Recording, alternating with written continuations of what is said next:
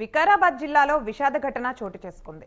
దోమ మండలం కొత్తపల్లి గ్రామంలో కుక్కల దాడిలో 50 గొర్రెలు మృత్యువాత పడ్డాయి.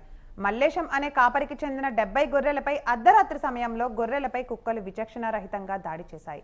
కుక్కల దాడిలో 50 గొర్రెలు మృతి చెందగా మరో 20 గొర్రెలు తీవ్రంగా గాయపడ్డాయి.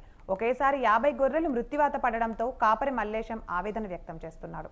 కుక్కల దాడితో జీవనోపాధి కోల్పోయామని, ప్రభుత్వం తమను ఆదుకోవాలని బాధితుడు కోరాడు.